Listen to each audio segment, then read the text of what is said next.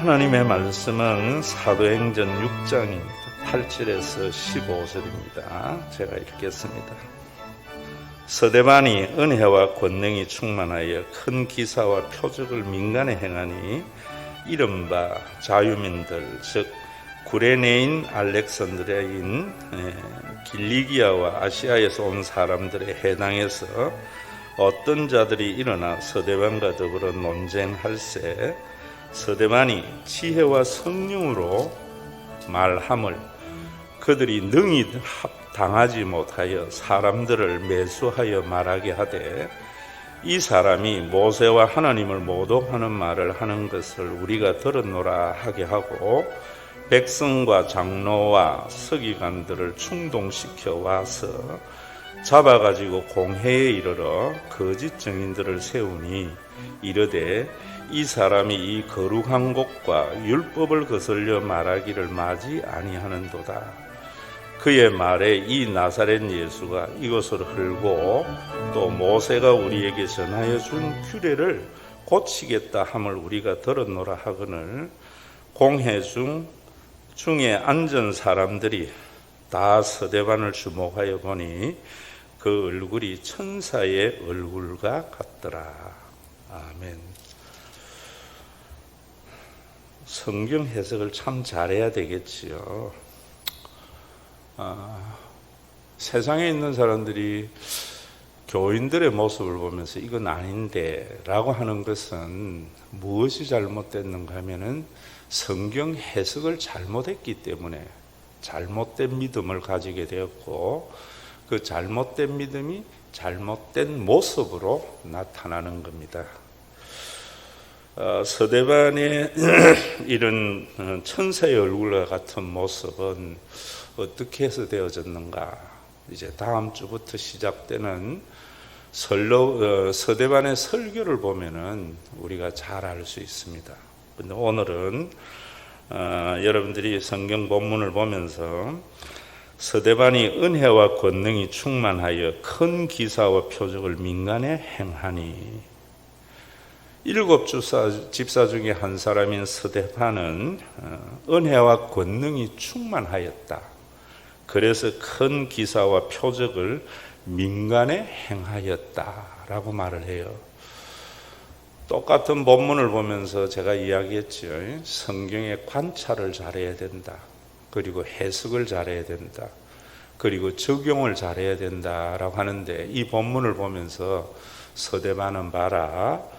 은혜와 권능이 충만하니까 은혜와 권능이 뭔가도 생각 안 하고 무조건 은혜와 권능이 충만하니까 큰 기사와 표적을 민간에 행하였다.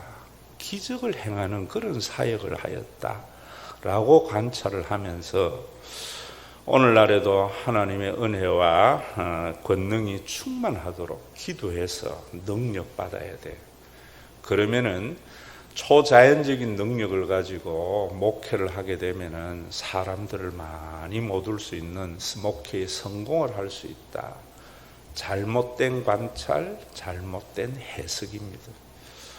여기에 보면은 은혜와 권능이 충만하여라는 말은 모든 것을 하나님의 은혜로 생각하는 사람이었고 언제부터 예수를 그리스도로 받아들이면서부터 예전에는 그래 생각 안 했다 이 말입니다.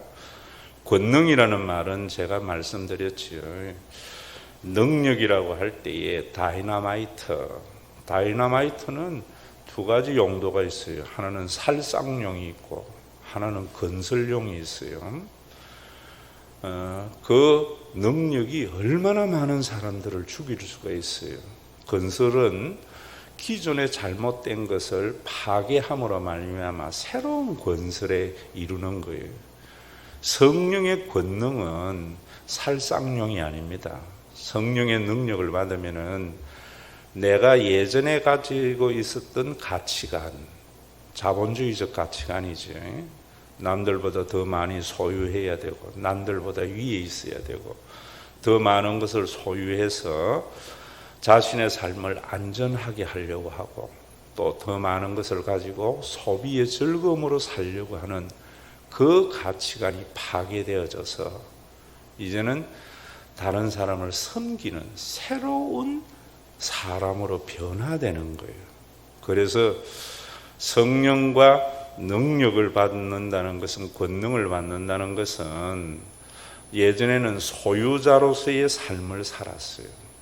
세상의 모든 사람은 다 소유하려고 하잖아요.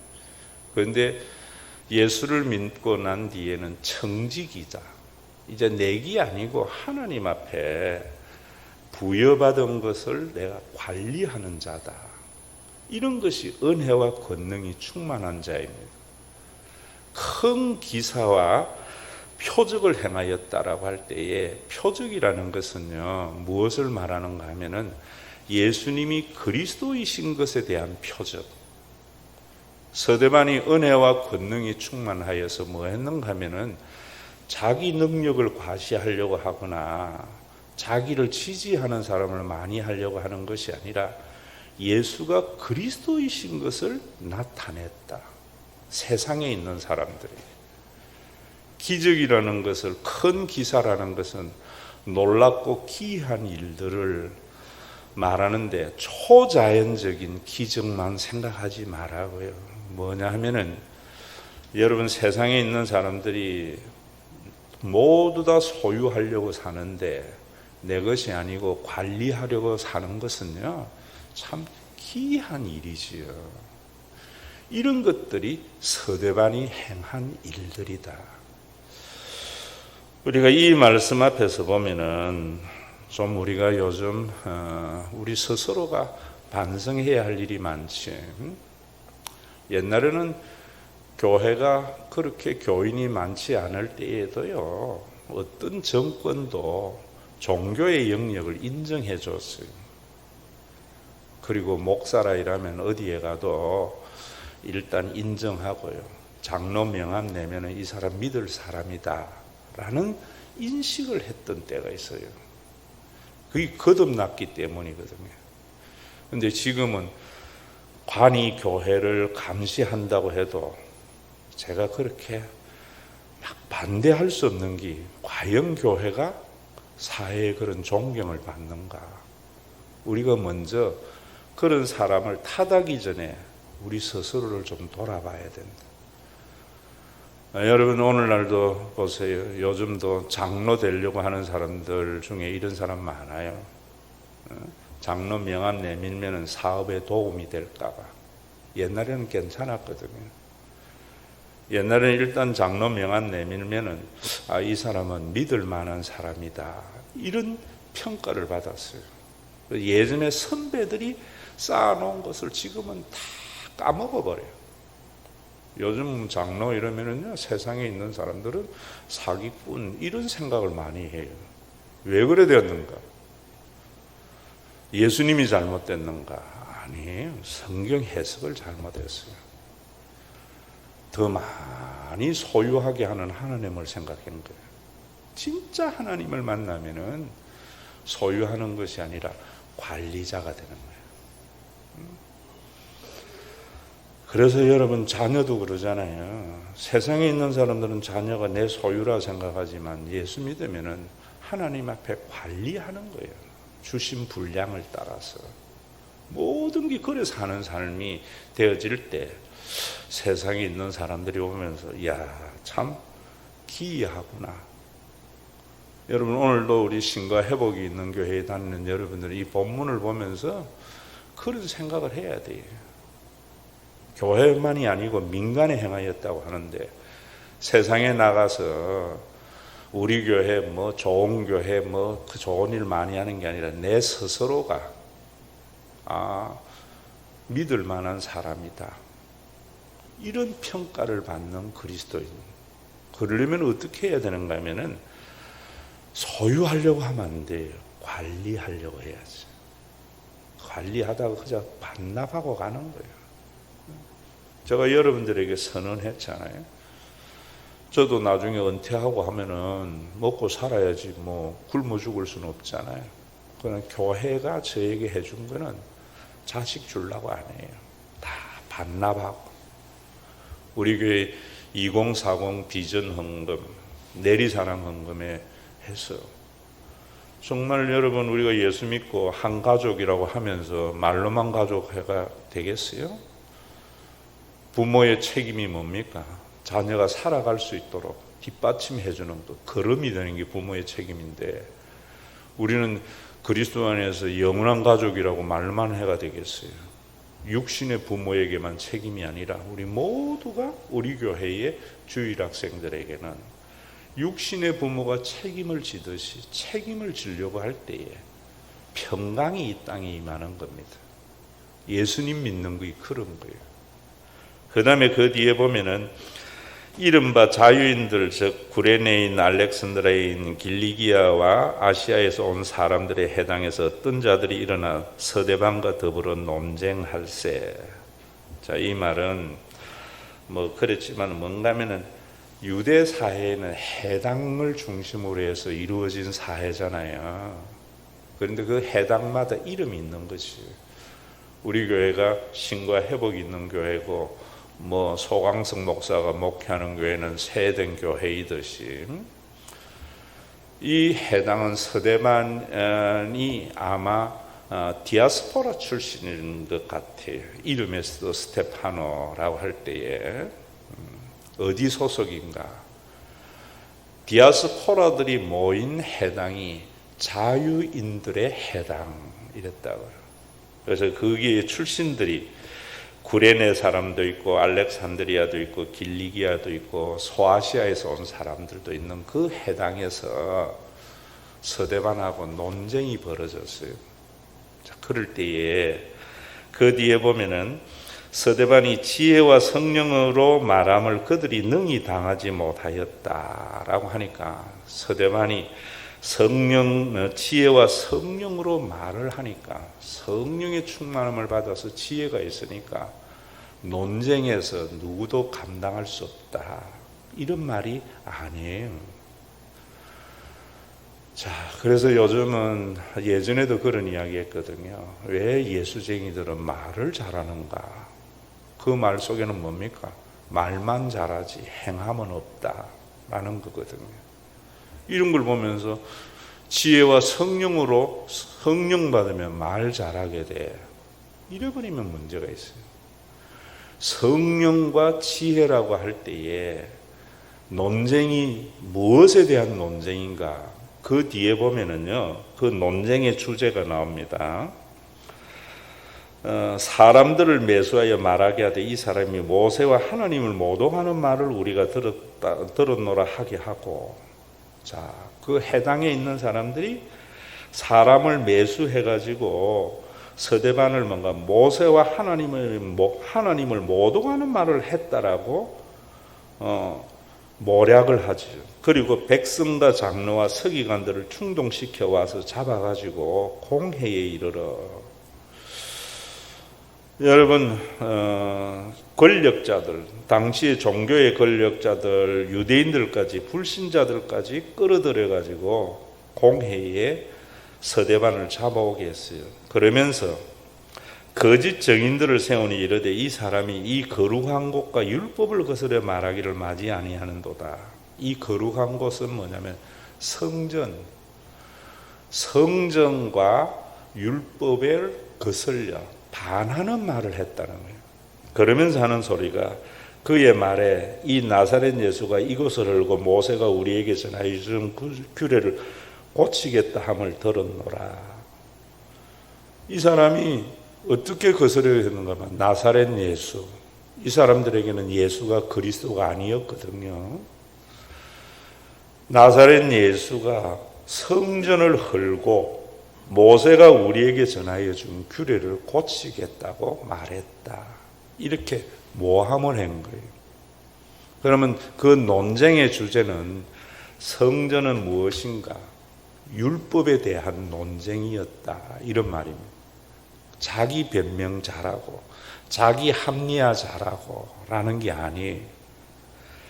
그러면서 여러분들이 여기에서 그러면 진짜 예수님이 성전을 헐고 또 모세의 규례를 고치겠다고 했는가 아셔야 되잖아요. 왜 이 사람들이 이렇게 거짓 증인을 세워서 거짓말을 하게 했는가? 마태복음 24장 2절에 보면은 예수님이 하신 말씀입니다. 예루살렘 성전을 향하여 돌 하나 돌 위에 남지 않고 무너뜨리리라. 자, 여기에서 보면은 수동태입니다.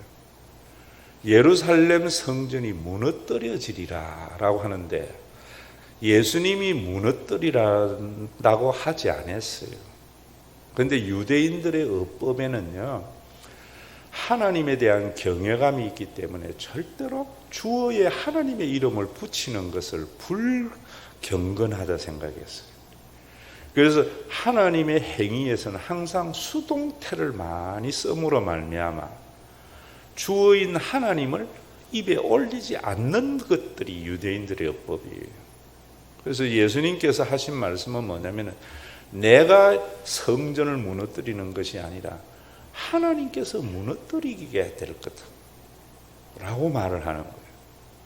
자, 여러분, 여기에서도 우리 그리스도인들이 한 가지 알아야 되는 것은 예수님이 예루살렘 성전이 부패됐잖아요. 얼마나 부패됐어요? 당대에. 우리 예전에 그런 말도 있죠. 백성의 고혈을 빨아먹는다는 말도 있었는데, 아모스나 미가서나 제가 소선지서 강의할 때 여러분들에게 말했잖아요. 백성들의 살을 밟아먹고 뼈를 고아먹는다 그랬다고요. 당대의 제사장들이 그런 짓을 한 거예요. 여러분, 말라기에 보면은 11조를 도적질하지 말라 하는데 그 11조를 도적질하지 말라는 것을요, 백성들이 11조를 안 한다 이 말 아니에요. 제사장들이 11조를 도적질하고 있었던 거예요. 이런 성전을 무너뜨리리라 하나님께서. 제가 오늘도 여러분들에게 관에서 교회를 감시하려고 할 때에 할 말이 없는 목사라고 한 것은 정말 우리가 그런 존경받는 교회, 존경받는 목사, 존경받는 장로인가, 우리가 그들을 탓하기 전에 우리 스스로를 돌아봐야죠. 자, 이런 면에서 지금 서대만이 논쟁을 했는데 이겼다는 거예요. 그리고 율법에 대해서도 마태복음 5장 17절에서 18절에 보면은 율법을 폐하러 온 것이 아니라 완전하게 하려 함이라. 천지가 없어지더라도 예수님은 1.1핵도 없어지지 않는다 그랬어요. 왜 이런 말씀들 했는가? 율법을 이 사람들은 해석을 잘못한 거예요. 율법이라고 할 때에 특히 모세오경에서 도덕법, 신학자들이 율법 중에는 도덕법이 있고 의식법이 있다, 이런 나누는 거 별로 중요한 거 아니에요. 잘못하면 굉장히 잘못된 거예요. 그래서 예수님은 의식법, 다시 말하면 제사 지내는 것은 없었지만 도덕법은 있다 이래버리니까 의식법 속에 있는 예전의 의미를 모르게 되는 거예요. 진짜 무식해요. 여러분들이 성경을 설교하는 것은요, 엄청난 연구가 필요한 거예요. 그래서 목사 될 때에 대학 4년 해야 되죠. 신대원 MDB 3년 해야 되죠. 그리고 난 뒤에도 뭐 하는 줄 아세요? 강도사고시 패스해야 돼요. 굉장히 어려웠어요, 예전에. 그리고 1년 동안 뭐 하는가? 목사고시 준비해야 돼요. 그리고 강도사가 돼서 목사 1년 후에 이 사람은 설교자로서 인격에서나 모두 성경 해석에서 부족함이 없다 할 때 목사 안수 줘요. 그리고도 20년, 30년 하면은 성경이 조금 눈에 보이는 정도인데, 그저 문자 가지고 잃어버리니까 얼마나 답답한지 몰라요.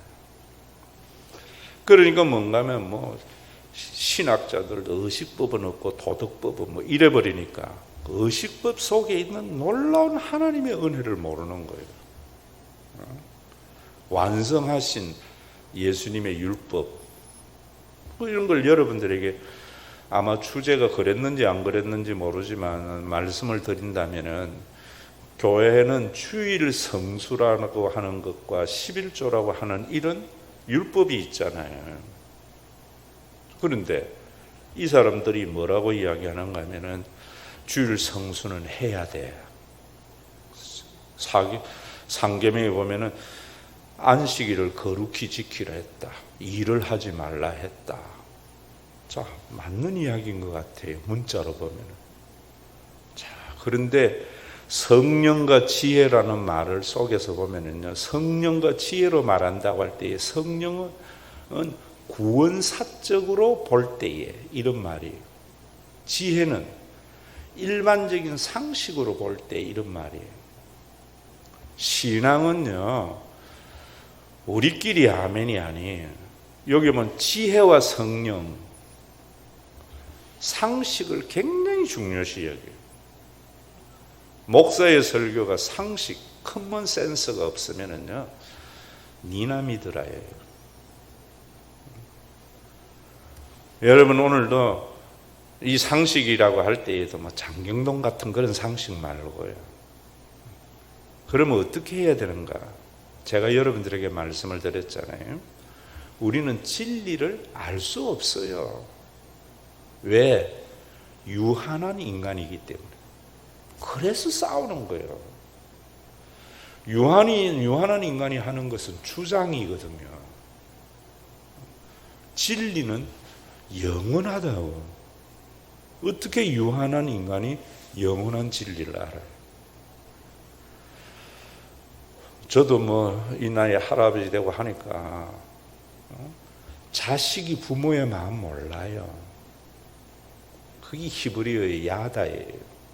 경험 안 해보면 인간은 절대로 모르는 게 인간이에요. 자식을 잃은 부모의 슬픔은요, 자식을 잃어보지 아니한 사람은 몰라요. 이 망고불변의 진리예요. 자, 그러면은 여러분들이 제가 이야기할 때 우리는 그러면 아무것도 모르는가? 믿는 거예요. 그런데 어떻게 믿어야 되는가 하면은 진리의 속성의 관점에서 보고, 아, 이거는 진리구나라고 믿어야 되는 거예요. 진리의 속성이 뭐냐면은 보편성이에요. 보편하지 아니한 것은 진리가 아니에요. 오늘날 저도 설교를 하면서 오늘 아침에도 제가 쭉 산보를 한 40분 하고 왔는데 뭐 했는가? 오늘 설교가 과연 보편성이 있는가? 그 관점을 제가 살펴보는 거예요. 그리고 상관성. 한편에서는 진리인데 한편은 아니면 이거는 진리가 아니에요. 그리고 유익성. 유익하지 않으면 진리가 아니에요. 여러분, 주일 성수를 해라 라고 이야기할 때에 이게 예수를 안 믿는 사람들에게도 그래, 주일 성수해야 돼, 이래야 진리예요. 예수를 안 믿는 사람들의 관점에서 볼 때 11조는 반드시 해야 되는 거구나 라는 것을 인정해야 그게 진리가 되는데, 그냥 우리끼리 주일 성수하면 하나님 복 줘, 11조를 하면 하나님 복 줘, 주장이잖아요. 그랬을 때 안 믿는 사람들이 주일 성수한다고 복 주고 11조 한다고 복 주면은 그 하나님이 뭐 편파적인 하나님, 편애하는 하나님이지. 전부 우리가 얼마나 잘못된 신앙 가지고 있는지 몰라요. 그럼 주일 성수, 지혜와 성령의 관점에서 말한다면은 여러분들이 뭐 플라톤이나 아리스토텔레스를 안 데리고 와도 돼요. 플라톤은 뭐요? 본질 철학. 주일 성수의 본질이 뭐냐? 주일 성수의 개념이 뭐냐? 그게 플라톤 철학이죠.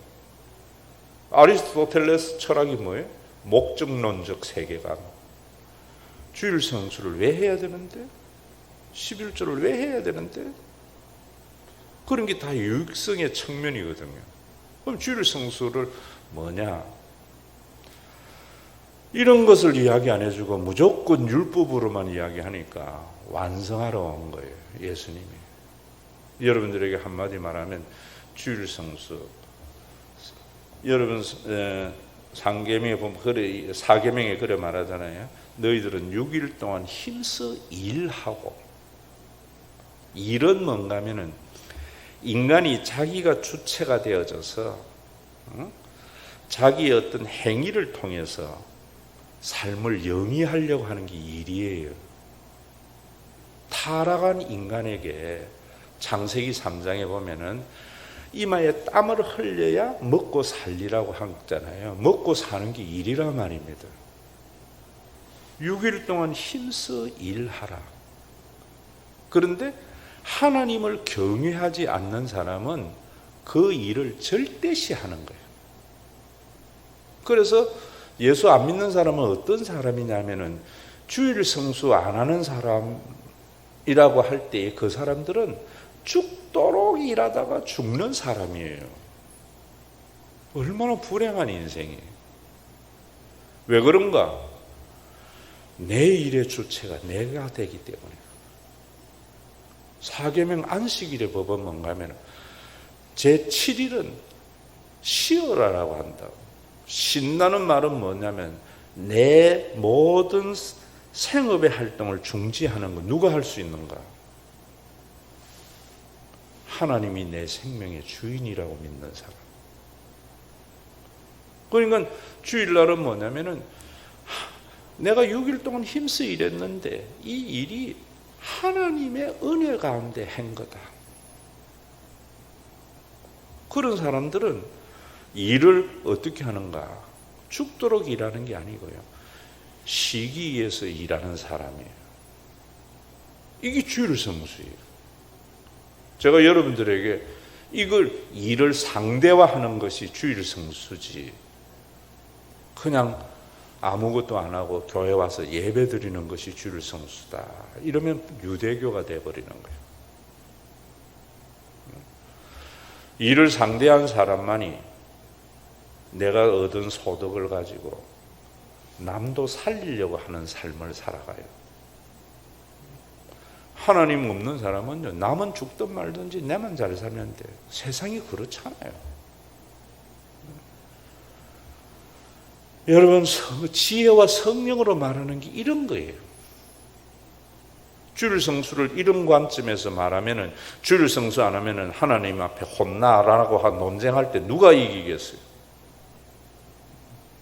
11조. 돈을 절대시하지 않는 것. 우리 모든 범죄는 어디에서 나와요? 돈을 절대시하는 것. 우리가 살아갈 때 돈 없으면 안 돼요. 목사도 뭐 없으면 굶어야죠. 죽어야죠.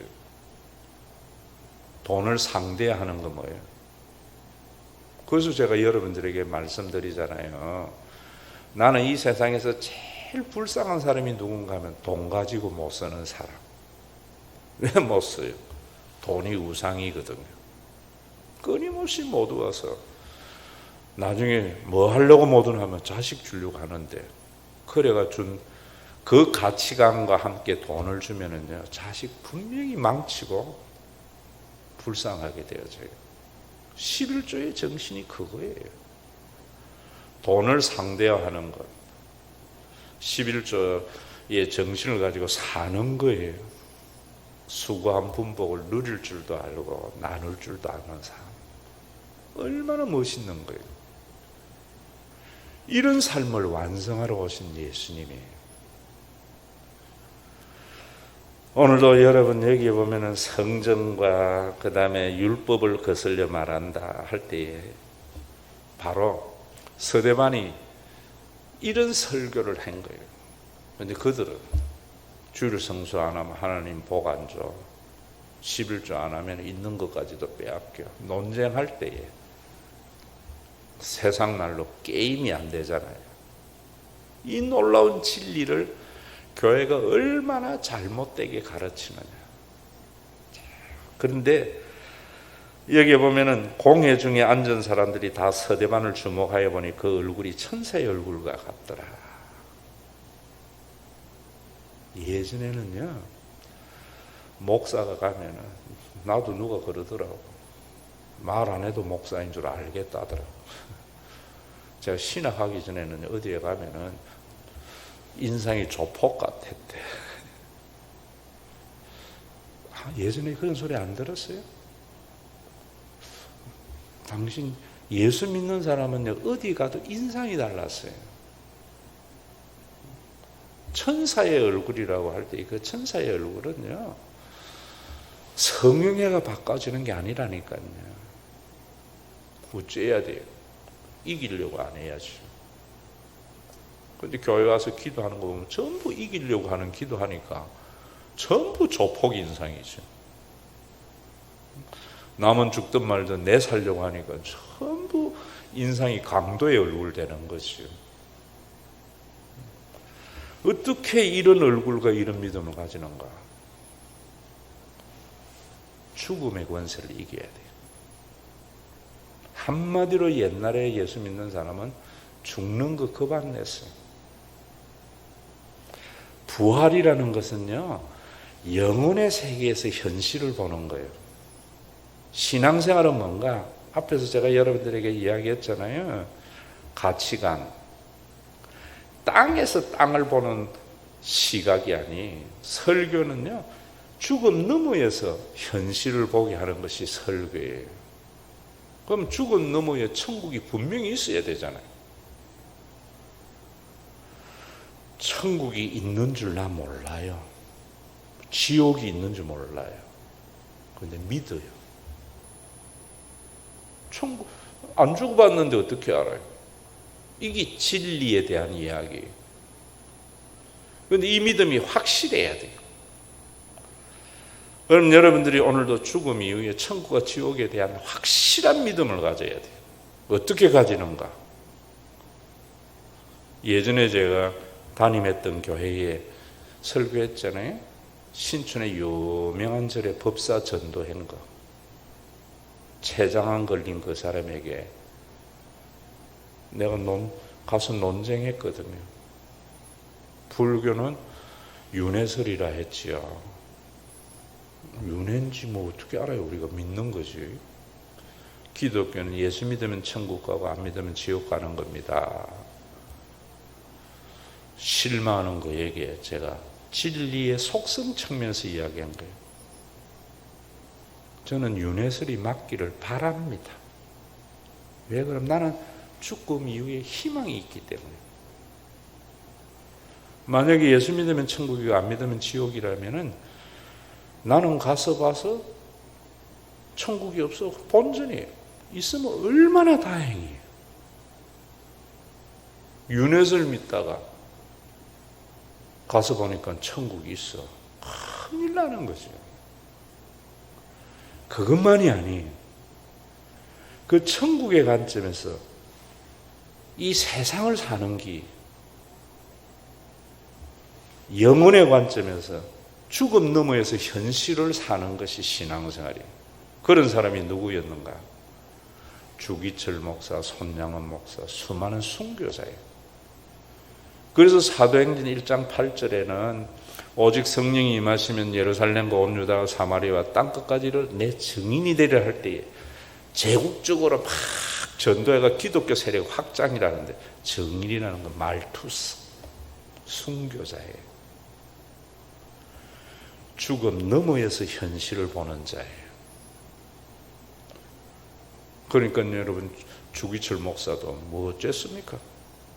노모 걱정, 아내 걱정, 어린 자식 걱정했어요. 주님께 맡깁니다 하고 죽음에 편안하게 돌아가신 거예요. 천사의 얼굴이죠. 손양원 목사 여순 반란 사건 때 동인이 동신이 두 아들 안재신이라고 하는 친구한테 살해당했어요. 두 아들의 죽음 앞에서 뭐라 그랬어요? 우리 아들 미국 유학보다 더 좋은 천국에 갔으니 감사합니다. 세상 사는 사람들이 볼 때는 정신병자였거든요. 아들 죽었는데 천국 갔다고 감사. 그것만이 있다면 잘못된 거예요. 어쨌습니까? 자기 죽은 아들 대신해서 아들을 죽인 안제신을 양아들로 삼았거든요. 이 지상의 가치관으로 보면은 아들을 죽인 그 아들을 볼 때마다 죽은 아들 생각날 거 아니에요. 죽음의 너머에서 보니까, 더 좋은 것을 보니까 그 원수조차도 사랑하게 되는 거예요. 여러분, 우리 교회 같이 잘해주는 성대가 어디 있어요? 모든 사람. 무엇이 죽기밖에 더 하겠어? 죽으면 천국인데. 이 신앙이 이래 사는 거예요. 오늘 한국교회가 왜 이래 됐는가? 천국을 말로만 믿기 때문이에요. 소망하지 않기 때문이에요. 우리 주 예수 그리스도의 은혜와 아버지 하나님의 사랑하심과 성령님의 감동하심이 상식과 구원사의 관점에서 같이 판단해서 죽음이 천국에 대한 확실한 믿음을 가지고 관리자의 삶을 살기를 원하는 믿음의 권속들과 이들이 모여서 하나님의 나라를 맛보게 되는 쉼과 회복이 있는 교회에 온전한 하나님의 나라를 이루러 주님이 다시 오시는 그날까지 함께 있을지어다.